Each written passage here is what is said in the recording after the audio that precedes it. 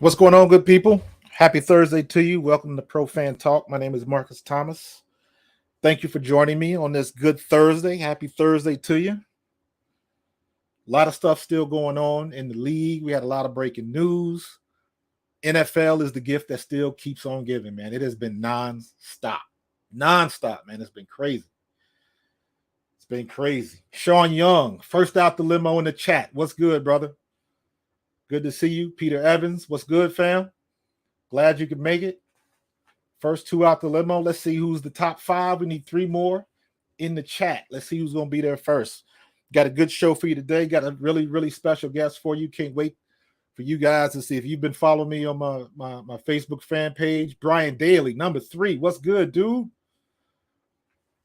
If you guys been following me, you know I got a special guest today. He has got the Taj Mahal of man caves. This place is outrageous. Jake Friel, what's good? What's going on, man? Who's Myra McCabe, number 5 out the limo. I appreciate you. Fly Eagles fly. Thank you for joining me. Got all these people jumping up in the chat with the quickness. I appreciate that, man. We got a lot of stuff going on. Everybody's hyped for this guest. I can't wait for y'all to see this place, man. This place is off the chain. But let's take care of business first. We got some breaking news. Breaking news right off the bat, which is kind of crazy. But you guys have been following the news. You heard the news about Charles Johnson. I don't know what's in the water, man. I don't know what's going on, but he is like the third or fourth NFL alumni player that's passed away in the last month or so. It's been crazy. Right now, no cause of death as of yet. So we'll probably get some more information, but just more sad news, man. So keep your people in prayer. Tell you love them while they're here, man. And the biggest news of the day is the Zen Buddha right here, Mr. Kyler Murray. He got paid. Kyler Murray is now, I believe, the highest paid quarterback in the league. 5-year extension, $230 million, 105 guaranteed. Whew. That's a whole lot of hamburgers, man. Whole lot of hamburgers. Myra, he's not robbing the Cardinals. Nah, that is the price of doing business in this day and age, especially if you have an elite level quarterback. However, some people would argue that he's not elite level. What's up, Vince? Glad you could make it, brother. Some people would argue he's not elite. I think he's on the edge. You got to be considered elite, you got to produce in the playoffs. So he hasn't quite done that yet. Us in Philadelphia, we know about that all too well. That's the big question mark that's going to be hanging on top of JALEN this year. So, yeah, Jake, you right on the money, dude. Lamar has got to be patting himself on the back because the market just went up. Market value just went up the same way that Devontae Adams when he went to the Raiders. Then you saw Tyreek Hill and you saw all this other stuff happening. Once that market is set, teams are going to pay up or they're going to let somebody go. Interestingly enough, there's been a lot of talk about Jesse Bates III from Cincinnati. Same situation. Cincinnati is not known for paying a lot of money for free agents or top players that you want to re-sign. Cincinnati just hasn't done that much in the past. And he's going to end up being a victim of that. Are the Eagles set to make a move for him? Are we willing to give up Marcus Epps? And we just signed Tart. So if they would do something like that, somebody's got to go. So we never know, man. Jake, my issue with Kyler is that he starts hot the first half of the season and it seems his play regresses in the second half. You, sir, are not wrong. You definitely are not wrong. Kyler, think about this. Kyler's in that same boat like our boy, Nick Foles. Everybody loves Nick Foles, but it was like, hey, Nick Foles had never or has never completed a season as a starter. Never. Always ends up getting injured. and he's never finished the season as a starter. That's what Kyler's looking like. He has got to stay healthy because he got nicked up, and it shows because his legs are his primary weapon. His is a little bit different because he's just so quick, but he's also a very good passer. So even at his size, he is a remarkable passer, but he's got to be able to stay healthy for 16 games going into the playoffs. If he gets nicked up early or mid, where he can heal up later, and as you know, now we got 17 games now, that can go either way. That's more wear and tear on the body, but it also gives you one more extra week to heal up, depending on what your record is, if you're not pressing to get into the playoffs, whatever that situation is. It's going to be very interesting to see how these teams keep up with it, because it's going to be crazy this year. 17 games is rough, man. You get beat up for 17 weeks. So bye weeks are at a premium now, because before, bye weeks was like, some people felt some kind of way about bye weeks. Some people like them because they want to heal up, obviously. Some people don't like them because if you've got good momentum going into the playoffs, you don't want nothing to stop that. You don't want to pause. You want to keep it moving. So some people like the bye week, some people don't. It really just depends on what state your team is in. If your team is riddled with injuries and you got a lot of starters that are nicked up and not quite 100%, if you're going into the playoff, there's a big difference between being 100% and being 95%. Big difference. So you want all your people at a good place going into the playoffs and be ready to be top performers. So we'll see. That 17th week is going to be interesting this year. But let's get to my special guest. I met this guy through my Facebook fan page, my friend Scott Teller. You guys remember Scott? He was on the show not too long ago. He was telling me about Barry's spot. His name is Barry Vagnoni, the Hatchet, a.k.a. the Hatchet. He was telling me about, he was like, dude, you got to see this dude's setup. This dude has got the ultimate man cave, and it is off the charts. Off the charts. So I'm going to bring him in. What's going on? Hello. How you doing, Barry? I'm doing great, Marcus. How are you? Can you hear me all right? I can hear you just fine, brother. I am doing well. Glad you could join me. I appreciate you. I'm happy to be here. Man, you blew up my Facebook fan page, the Pro Fan Perspective. They found out you were going to be on my show, and my followers just went through the roof, man. So you have a loyal fan base, man. It was probably a lot of bill collectors maybe trying to find me. Those you can keep. Those you can keep. Look at all these people calling you out, man. They're looking for you, man. I've been very blessed, Marcus. My entire life, I've been blessed with a wonderful family and so many wonderful friends. And to me, that's more than $1 million. When you can have a strong family that they love me to death, and my friends, they would go to war for me. You got to come here to the locker room and experience the love that's in this room on game days. There's nothing like it anywhere. I don't care where you mention. You're not going to have the experience like you have here in the locker room.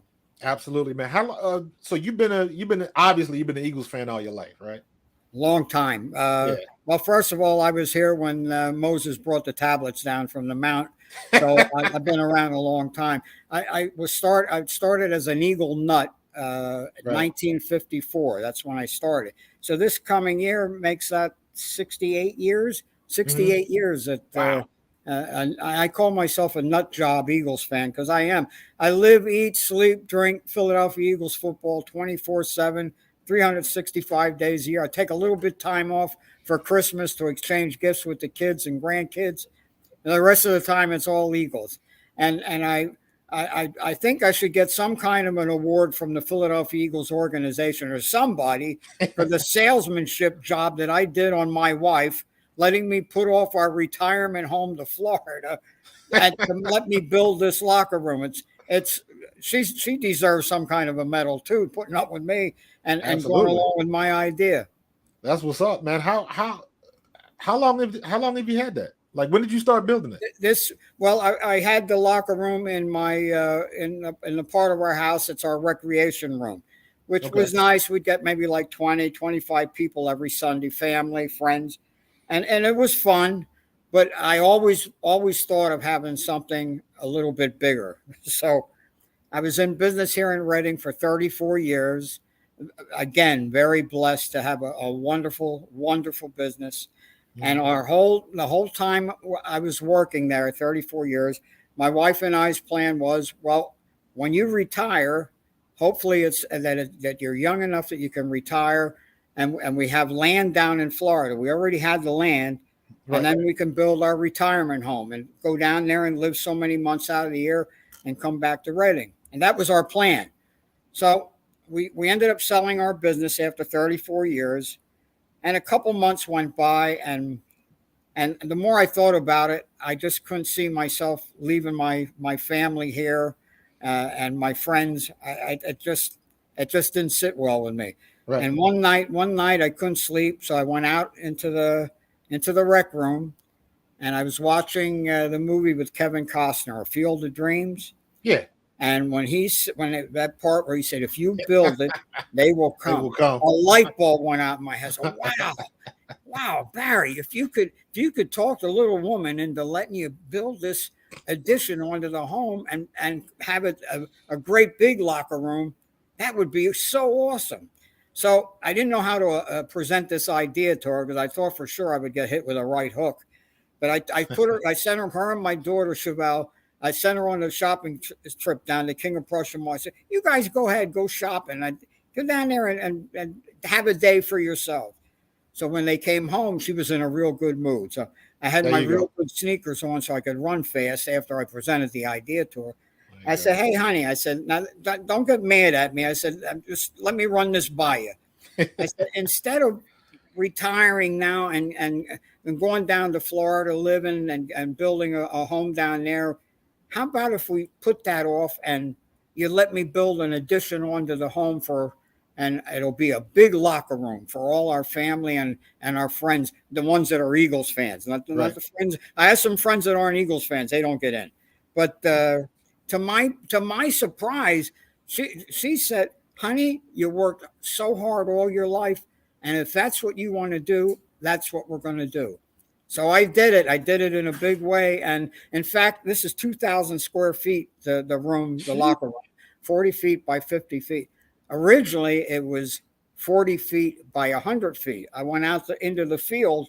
I had the stakes out there, and my wife came home one day. She said, "What are those wooden things out in the field, spray painted yellow?" I said, "Well, that's where the locker room's going to be." She said, whoa, pump the brakes a little bit. That's crazy.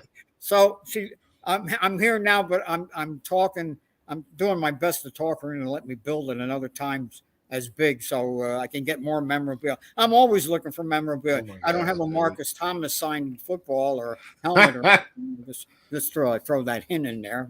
Oh, I got you. I got the hint. Definitely got the hint. Well, tell you what. Let's see. I've been here. This part here is 17. This will be our 17th year in the new locker room. But as I said, I've been a whack job, nut job Eagles fan since 1954. My dad got me started, and I just been getting crazier all the time.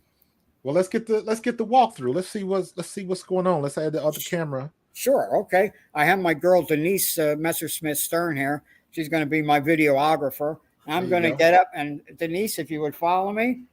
Can you still hear me? Yeah, you're good to go. All right. We're going over. I'm going to show you some of the memorabilia things that I'm very proud of. I'm proud of the whole room. I'll just highlight some of the things because we don't have 5 hours, I'm sure. one of my all-time. This is a exact replica of the Super Bowl 52 Lombardi 52. And it's signed by none other than the MVP of that game, Mr. Nick Foles. There you go. There's not many of these made, and I was fortunate. My wife bought this for me as a Christmas, birthday, nice for everything. And of course, I have the on the bottom there the Nick Foles helmet, Super Bowl champion helmet, autographed by a bunch of guys. Jason Kelsey, one of my all-time favorite players. The bobblehead from his famous speech. Okay. And we'll move over here. You can see one of the TVs. We have 16 TVs in here. Here's Good something. Lord, man. This is a 1930s, from the 1930s, actual Philadelphia Eagles leather helmet. And it's hard to believe that that's all those guys wore, but it's pretty neat. Man, that's crazy. And you know what? I bet you back then they didn't get concussions. Down here's a new piece that I just got. A Lane Johnson signed. And I love Lane Johnson. He's best left tackle in all of football. Facts. Here, Brian Dawkins signed Brian Dawkins helmet. B-Dawk. Up on the wall, and I hope you can get a good shot of that, Denise. That's my quarterback wall, where we have the great Donovan McNabb, Mike Vick, Nick Foles, Carson Wentz, Randall Cunningham, RC. Jaws, the Polish Rifle, Ron Jaworski, and soon to be Jalen Hurts will be up on that wall, and we'll get to that in a little bit as we go on here. Now I want to move over here. I'm going to show you. This is our bleachers, the 700 level I call. This is where our cheerleaders hang out and the rowdy crowd. A good friend of ours built these bleachers for us. You could put the Ringling Brothers, Barnum and Bailey elephants on there, and it's not going to do that. That baby's so heavy. But that's a cool thing to have the bleachers here. Moving around over here, of course, we have the Super Bowl. Oh, one of my favorite all-time pieces is right up there. If you can get a shot of that picture, that's our good friend and your best man at your wedding, the comparable Willie T. Willie T. 51, and this is against the Cowboys. As you can see, sacking Troy Aikman, and I don't know if you can see. Oh yeah, there's number 22. Emmett. Emmett Smith. Yeah. He missed the block that allowed Willie T to level Troy Aikman. Nice. Anyhow, Willie came here for a game. He comes for games, and he came in and he said, Barry, he said, I'll tell you, he said, I have a surprise for you. He went out in his car, and he came back, and he had a blanket over that, and he unveiled it. And he said, this is from the cover of Sports Illustrated. When that was on the cover of the Sports Illustrated, because Willie T was the NFC Defensive Player of the Week, and they put him on the cover. And he said, I've had this in my man cave for I don't know how many years. He said, but after being here with you, Hatchet, and seeing the fun and what this locker room's all about, he said, I got to tell you, there's no better place for this picture to be. Absolutely. Than this locker room. And he signed it and he presented it to me. And that to me is worth, I never sell it, never even think of it. To me, that's worth $1 million to have a friend like that. That is really cool. Nice. Moving down here, let me move down here, Denise. You can see we have some replica lockers. And speaking of Willie T, look who's in the first one. Barry the Hatchet used to be in there. That used to be my locker. And my beautiful wife, Dawn, said, you know what, Hatchet, pack your bags, you're out of here. I'm putting Willie T in there. So now we have this locker here forever. That'll be here forever. Willie T's locker. Nice. We have John Dorenbos, who was Dorenbos. Yeah, Dorenbos has got my number. It's a TV show for ABC, and he hosted that. And he came here. He said, the Eagles television network said, Barry, we'll be out of your hair in an hour, because they already videoed the room the prior week. He said, I want to bring Dorenbos wants to come and do the intro for the show from your locker room. I thought, great, that's awesome. They said, we'll be out of there no more than an hour. Long story short, they stayed here. It was over like 7 hours. They were here the whole day, and he's such a wonderful guy. And he showed magic tricks to my whole family. That's all he did was show us magic tricks. And I'm sitting right there, and there's no way I can even figure out how he did. He's remarkable. He's a wonderful human being. Great story, John Dorenbos. Of course, we have Zach Ertz.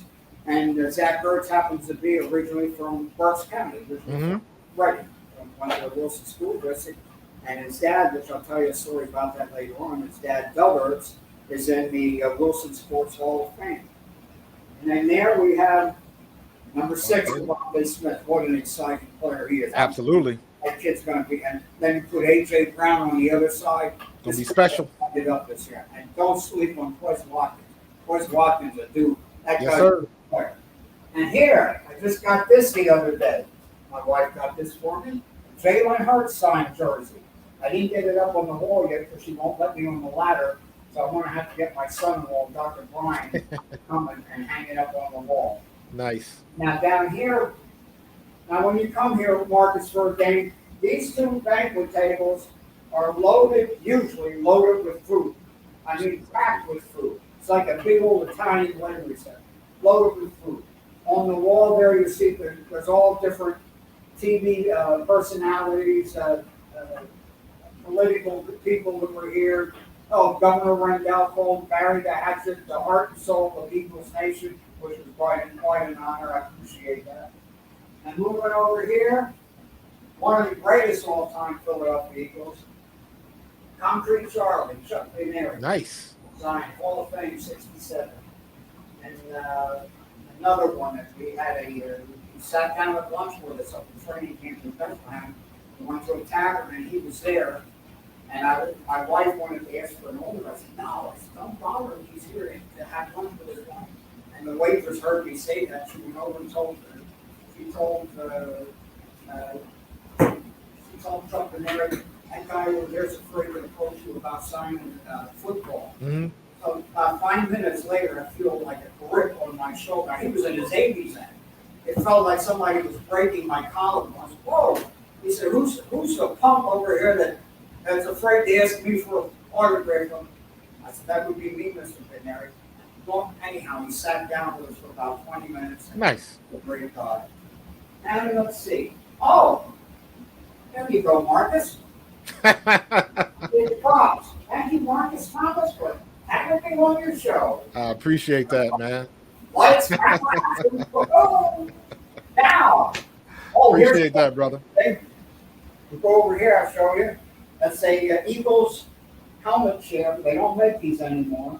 But I bought this back in the 90s when Louis J.House was our kicker. And the Eagles had a calendar out, which each month was a different player. And I saw that helmet chair, and I went through all kinds of channels to find out where I could buy it. And I ended up buying it from the manufacturer that the chair, the helmet chair, in California. There's not many of these. They didn't make that many, so that's a pretty cool piece. And here at the front, here, of course, here's a Jumbotron. That's our 16 foot by 9 feet projection unit, high-def projection unit. Now over here we have Vet Stadium seats for the Veterans Stadium. What I'm walking on here, this is actual turf from the Veterans Stadium. When they tore it down, Mr. Lurie was selling off pieces for charity, and I bought, I think, like a 50 feet piece, and put this in. I don't know what I did with the rest. I think it's out in the barn. Of course, we have the Eagle sofa. What would it be without an Eagle sofa to sit at? And there, I don't know if you can get a picture of the bar beneath. It's a 35 foot long bar. And of course, what do we have? Eagles bar stool. What else would you have? Eagles tables, all Eagles tables, Eagles chairs. Again, they don't make them anymore. The company went out of business, so I was lucky to get them when I did. Over here, we have some more memorabilia up on the wall.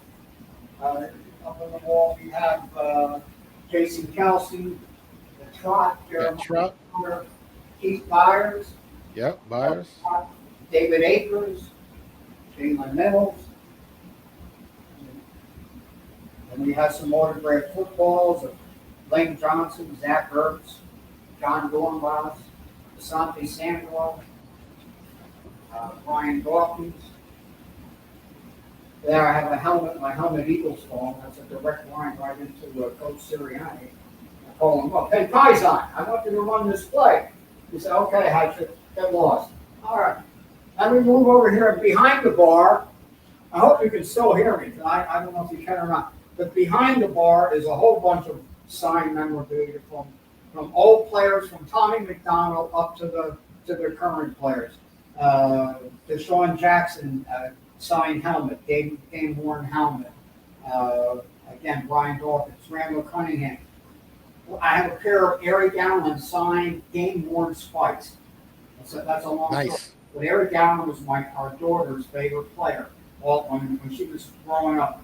loved Derrick Allen, so we were at a fundraiser, and that was one of the items they had there, and I bid on it and won it. And you're absolutely right. Derrick Allen should be in the Pro Football Hall of Fame. That's a travesty.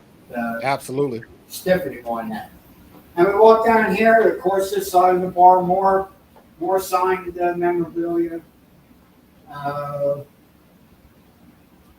And up here on this wall, some more signed jerseys: Brandon Graham, Miles Sanders, LaShawn McCoy, Willie T, my buddy Willie T, Darren Sproles, and the Zach Ertz jersey. I'll tell you the story on that. His father, Doug Ertz, and his family were here for a game this past October.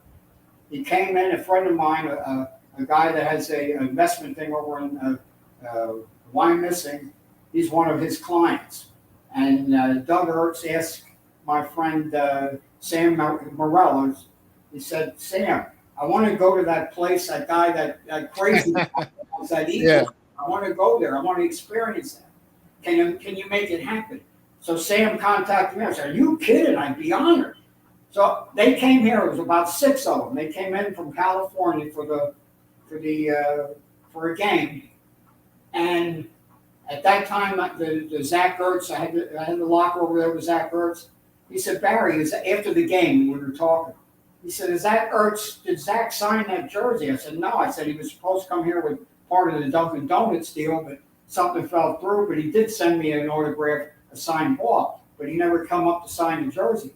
He said, give it to me. I'm going down there tomorrow. I'm going to be with him and Julie, and I'll get it signed, and I'll UPS it to you. Great. Now, I gave it to him. I'm thinking, am I going to get it, or is it going to get lost in the shuffle?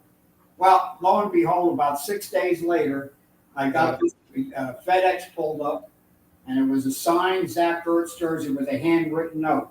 Hatchet, you have the distinction of having the very last Philadelphia Eagles jersey signed by my son, Zach Ertz. Nice. About an hour after he signed this was when he found out he was traded to the Arizona Cardinals. Yeah. I have the last piece of memorabilia that Zach signed as a member of the Philadelphia Eagles. That's crazy, man. And let me see, what else? Oh, yeah, follow me, Denise. Come with me, Marcus. All right. All the things I have in here, all the different signed things, what have you, the most comments I get are my restrooms, the cheerleaders and the players. Players are the men, cheerleaders. You go in this one, it's easier to get at. And Denise, if you would please come in and take a look at this. Take a look at that, Marcus.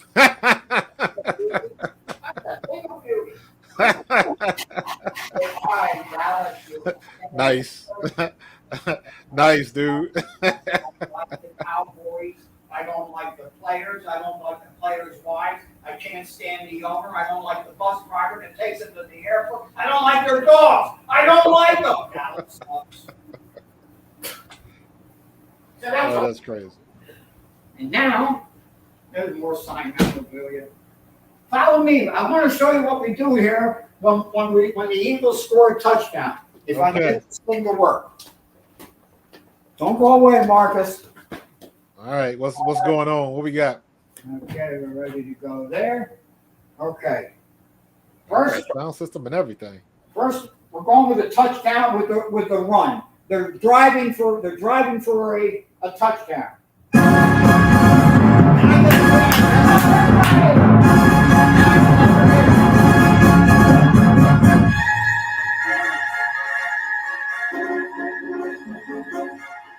Oh my God. This dude is off the chain, y'all. He got the NFL Films music. Everybody sing along with the hatchet.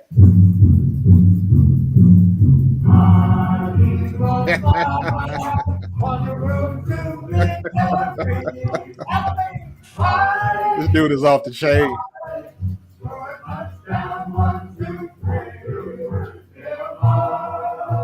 There you go. Fly, eagles fly. Fly, eagles fly. On the road to victory. EAGLES, Eagles. Y'all better recognize. And that's how we do it. Bro, you crazy, dude. Oh my God. This dude is off the chain, man. Look at this place. Look at this place. All right, let's see if we can get him back in the seat. Because I know he can't hear me. He's coming. All right. And that's how we do it. Man. That's a little bit of what the locker room's all about. Man, that is crazy. That stuff that has got to be crazy live during the game, man. It's a bunch of fun, I'll tell you. You know what? An old man like me shouldn't be having this much fun. I'm so blessed, and I'm doing a thing on. We had talked about it on NBC network for a national television show, First Look. Okay. They're coming here on the 31st of July to do the filming, and it'll be shown sometime in September or October to coincide with Sunday Night Football on NBC. Right. And I'm in the movie with my dear friend, the First Lady.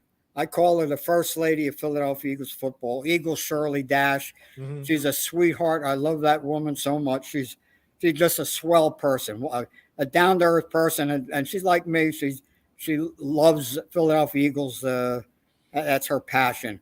And a fellow by the name of Pastor Mike. I haven't had the pleasure of meeting him, but I think he's going to be here on the 31st for the filming, and he'll be in that show too. And I think some of the other, you mentioned Sean Young. Sean's another friend.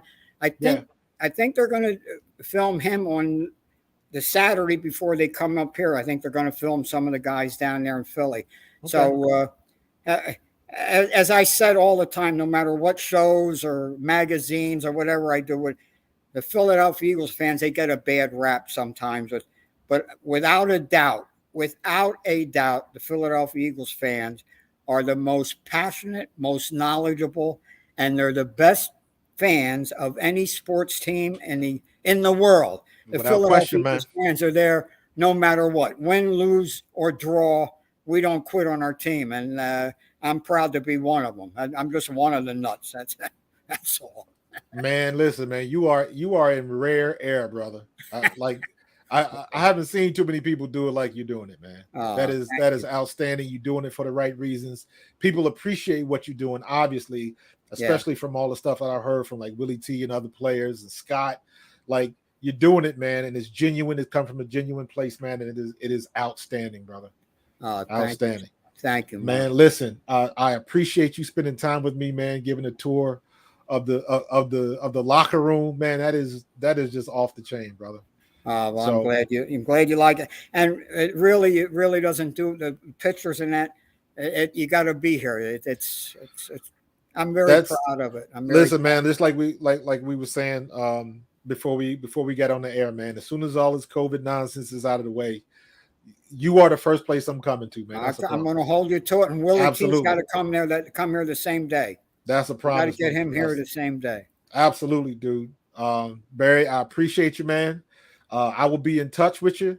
When you find out the information, like when you're going to be on the show, when it's going to air, you already know, man. Send it to me. I'll post it on my Facebook fan page and all that kind of stuff. Let's pub it up, man. Great. I thank you very much. I certainly will let you know. I know it's going to be sometime in September, October, but when I get the date concrete, I'll reach out to you. Yeah, we'll be knee deep in Eagle season. So that'll be perfect. It's going to be a special year, my friend. Absolutely. I feel it. My old bones feel it. It's going to be a special year. What are your last question? What are your expectations for JALEN this year? What, you want a record for this year? Not a record. Just what are your expectations for Jalen Hurts? Oh, for Jalen Hurts? Yeah. I think the kid has a tremendous upside. Yeah. I don't know where all the hate is coming from.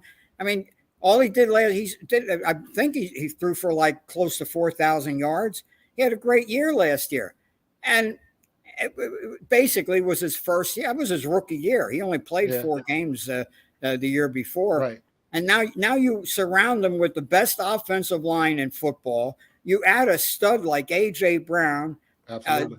Dallas Goedert is, if he's not the top tight end, he's got to be in the top 5. And like I said, Devontae Smith and Quez Watkins, Mhm. and then the kid Pascal that they got from the Colts. Yo, they sleeping on Pascal, man. There's a Yeah. reason why Sirianni brought him.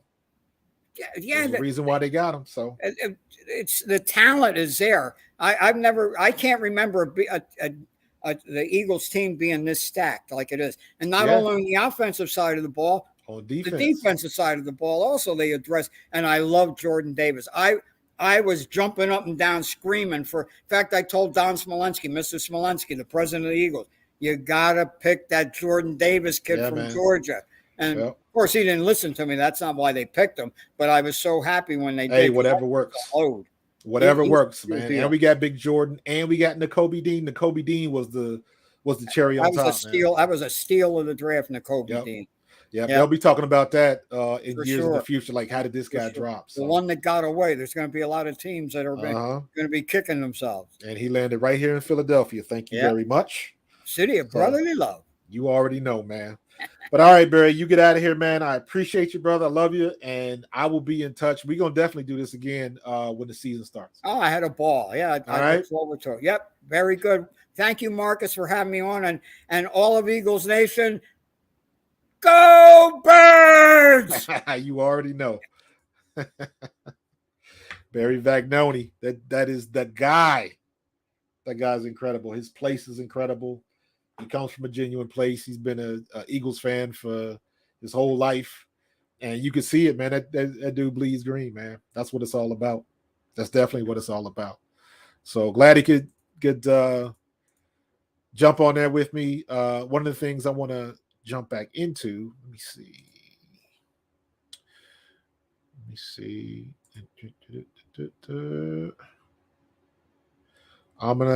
Let me get you guys.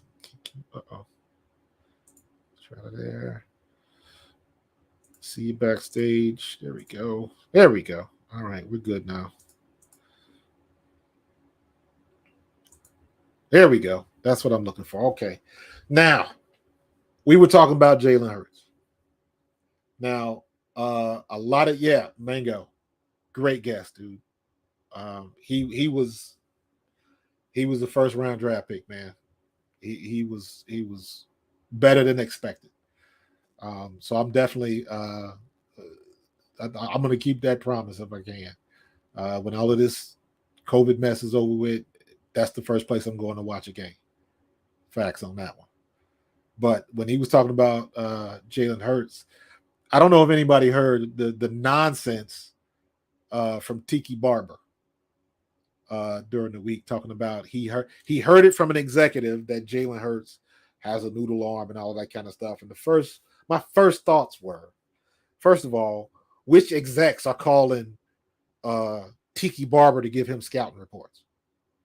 Like, that sounded suspect from the rip. And then you say something as, something you pulled from social media 6 weeks ago about the noodle arm thing. And it's like, you just ain't paying attention. That's when you know people aren't paying attention or not doing their homework, not vetting what you're getting and all of that kind of stuff. Just because it doesn't matter who says it, you still should do some research. And so I thought that was funny. But when you get stuff like that, that brings up the conversation again. And I don't know where it started. Now, granted, he has had some bad throws, but I've never seen him as somebody that's really underthrowing or has a weak arm. His problem is not his arm strength. His problem is his timing. Sometimes he's been late on throws. So maybe that's where they got it from. But if you're supposed to be a broadcaster or you're supposed to be talking about sports, you got to know the difference. So that was some BS from Tiki Barber. And you take that not even with a grain of salt, man. You just, kick that with the dirt on the kitchen floor, sweep it up, throw it away, and keep it moving. Like, stop with that nonsense. You're just not paying attention. They said the same thing down there with Tua. And it's like, it's funny how Tua and Jalen Hurts are very, very similar with the people's outlook of them. The people that love them for the obvious reasons, but the people that hate them, they're looking at everything. They're looking at the same mistakes that every other quarterback makes, but they just blow it up. So, Greg, you disagree with the poll. The poll is Jalen Hurts is going to throw for 4K this year, 4,000 yards. That was my poll question. I agree with you. I don't think he needs to throw for 4,000 yards. I hope he does. Because when you got those stats and you are winning, he's still gonna struggle in some things. Every quarterback does it. He's not going to be any different than anybody else in the league. But because of where he was drafted and because the history and all of that kind of stuff we saw from last year, the minute he struggles, that's the first thing they're going to bring up. He can't throw, he can't read defenses, and all that other kind of stuff that we heard last year. So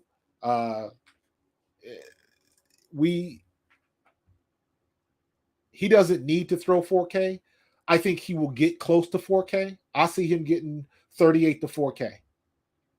But what will get him over 4K, in my opinion, is if Sirianni implements some type of screen game where we can get the ball in the hands of our slot receivers, our tight ends, and our running backs in the screen game.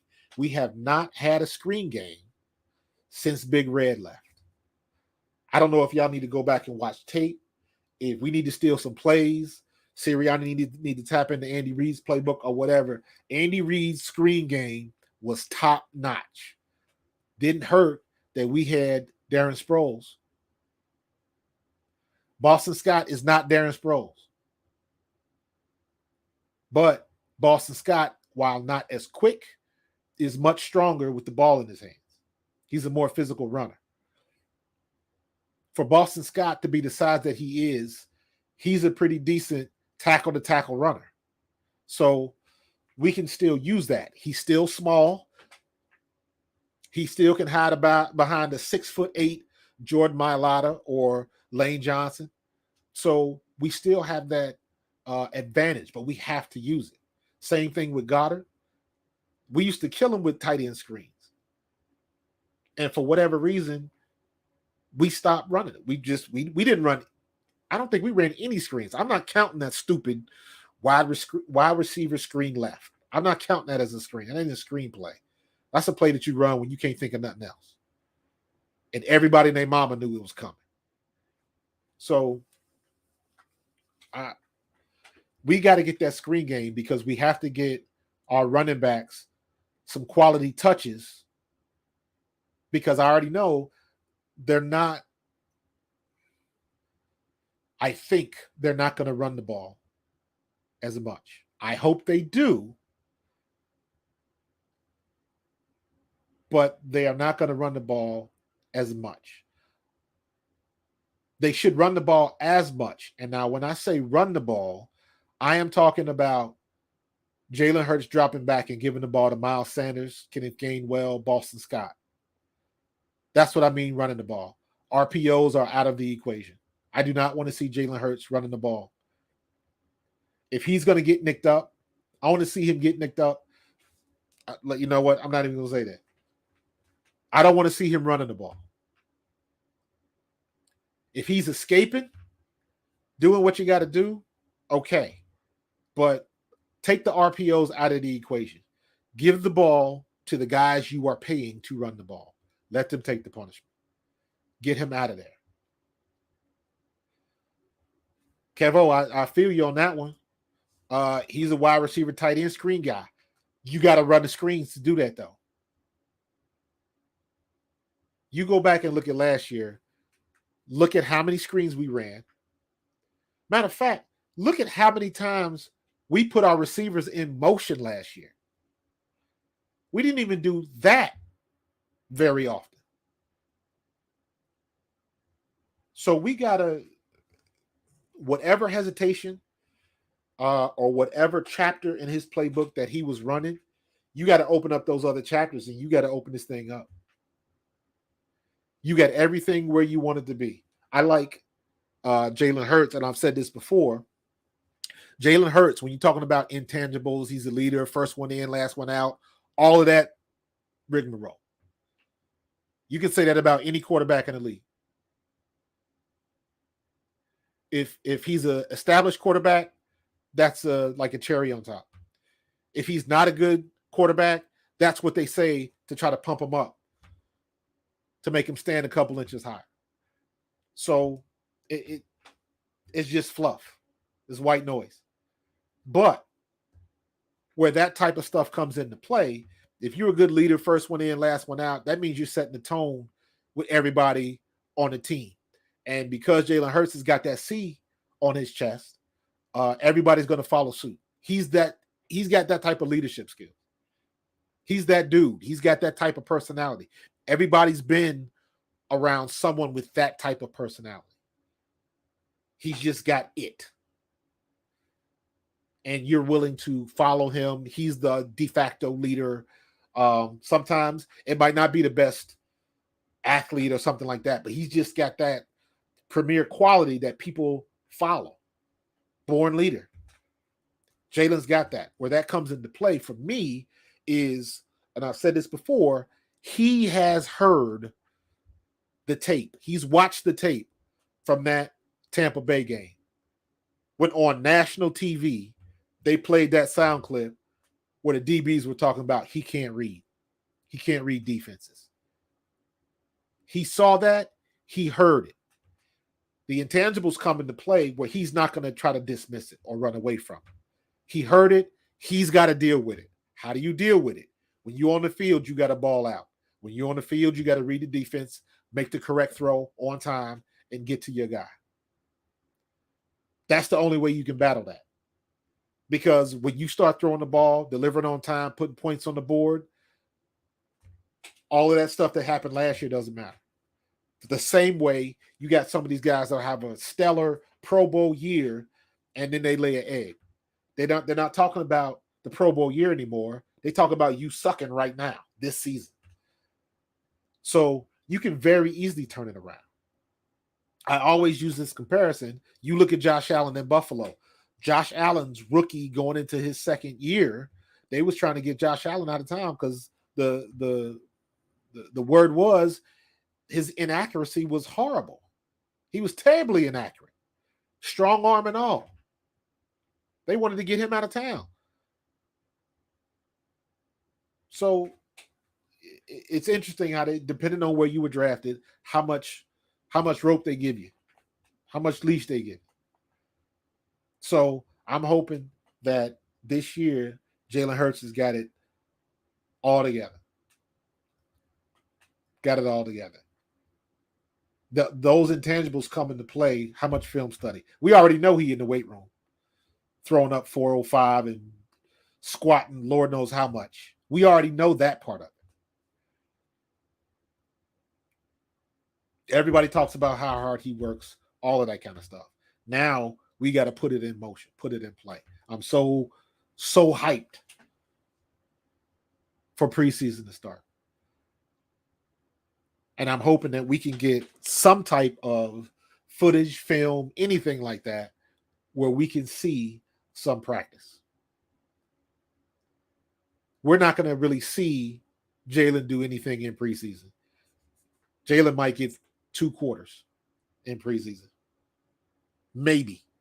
It's all going to be the backups. Gardner Minshew and the guy with the rocket arm with no knees. Is it Strong? What's the other back? What's the rookie quarterback we just signed from Nevada?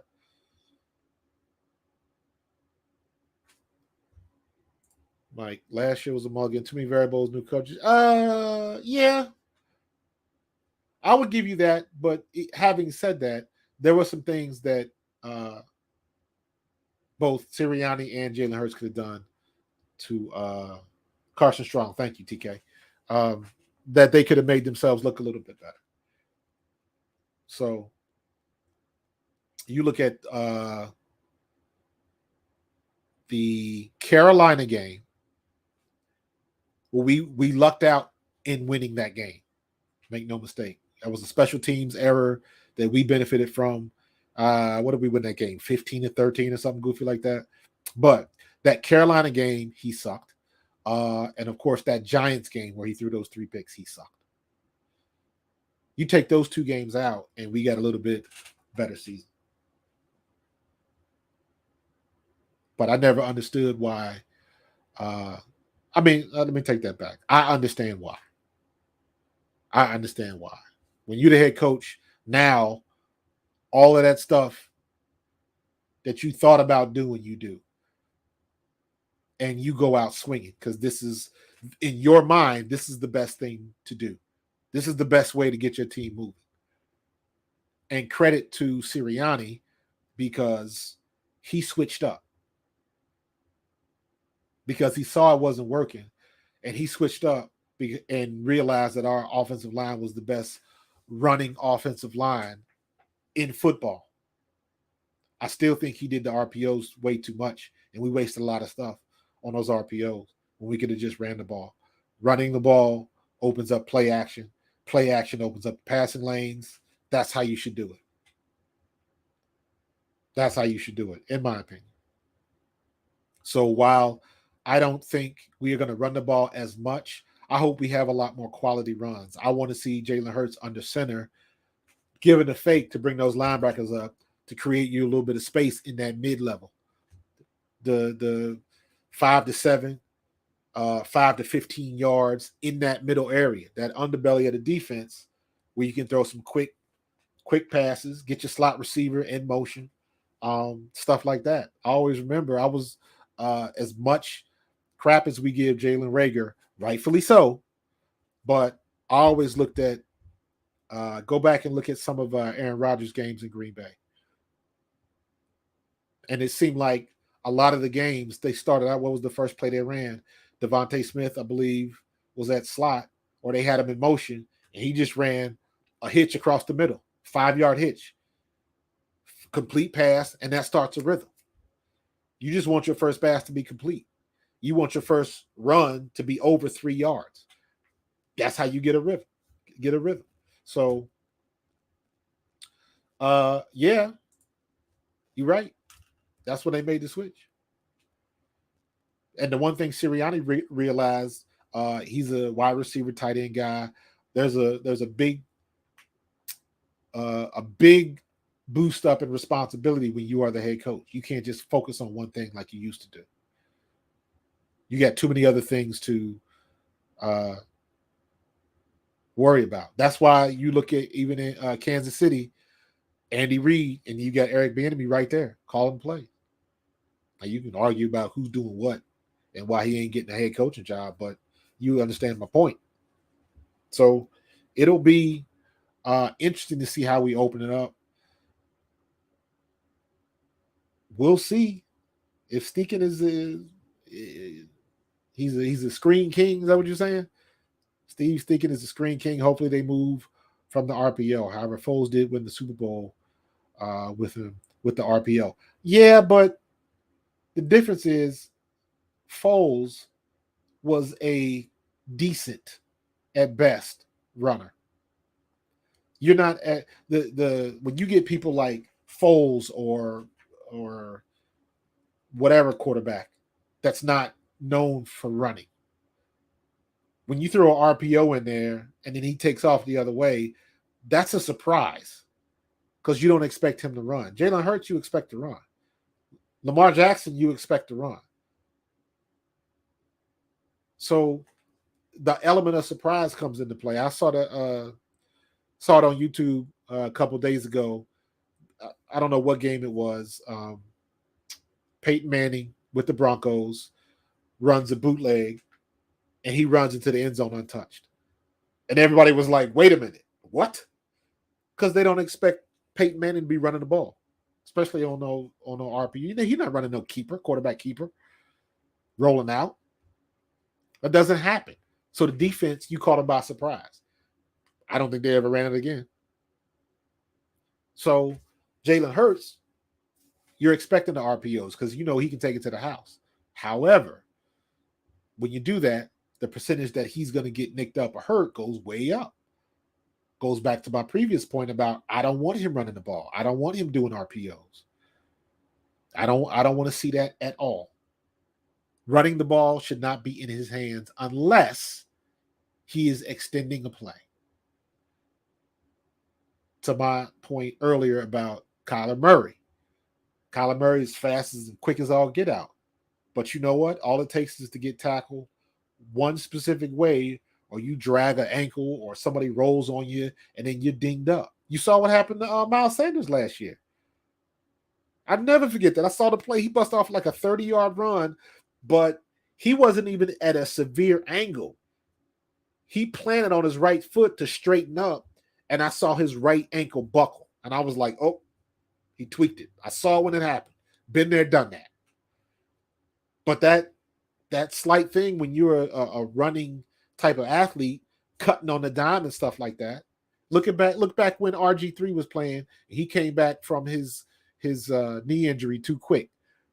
And remember, he was out in pregame, and he was running, sprinting down to the end zone.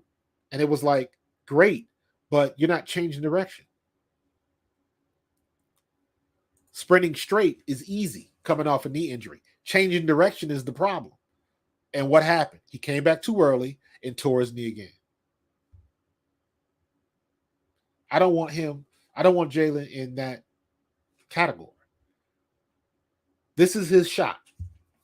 Because we all know if he plays horribly, or if he's throwing the ball like he threw the ball last year, he's going to, depending on what they're doing, he could get the yank. But you already know going into next year, they're going to be looking at a quarterback, be via either free agency or he's going to be fighting for a spot. And that's not what you want. You want by the end of this year, regardless of how we finish, I want it to be no misunderstanding that Jalen Hurts is our quarterback. That's what I want for Jalen Hurts. He's got to leave no question. Now, we might not get to the promised land, but that doesn't mean we can't see growth. We can't see, him putting the ball where we need to see the right things from him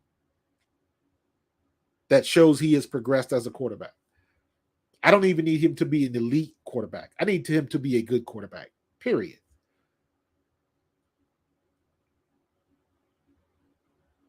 That's it. Tom Brady wasn't an elite quarterback when he started. He was a decent quarterback that got shoved in a situation, and Belichick got the most of it. Belichick is one of those guys that knows how to use what he has, and that's what he did. Same way the Ravens did with Joe Flacco and what's his name before that? Can't think of his name. Who's the other Ravens quarterback? Oh, I can't remember. Memory's the first thing to go, man. But anyways, I need Jalen Hurts to get it in, man. He's got to get it in. All right. Last couple minutes. I wanted to get into this. If you guys have been following me on my Facebook fan page, please follow. Please tell somebody about it. Invite somebody to join it. I'm growing. I'm almost at 700, and I want to get to 1,000 and then 2,000, but I got to crawl before I can walk. But my dude, EA, Eric Allen, started this conversation early this week. Why isn't Eric Allen a candidate for the Hall of Fame? Why has his name not been up there in the forefront? That makes no sense. Makes absolutely no sense. Evan Taylor, what's good, dude? I don't know. Did he piss somebody off? And this argument comes up every year because it's why isn't this guy in? Why isn't that guy in? Every team's going to have that argument that their guy didn't get in. But if you hold his stats up to some other Hall of Famers at his position, like, come on, man. Everybody on this list is in the Hall except Eric Allen. Darrell Green, without question, Darrell Green's got 54 picks and he played for 20 years. EA's got 54 picks and he only played for 14 6 years less. That's crazy. 70 games less. That's crazy.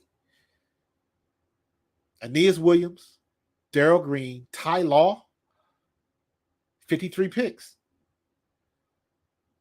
One more extra season. Stats are about the same. Better for EA. Dion is Dion. 53 picks. Now, the yards after he got the ball in his hands, that's Dion. But still, that's 53 picks. Champ Bailey, without question, 52 picks. So you can't tell me EA does not belong on this list. Doesn't make sense. Doesn't make sense. So hopefully they'll create some noise to get EA on this list because he needs to be in the Hall of Fame. Without question. Without question. So we'll see what's going to happen.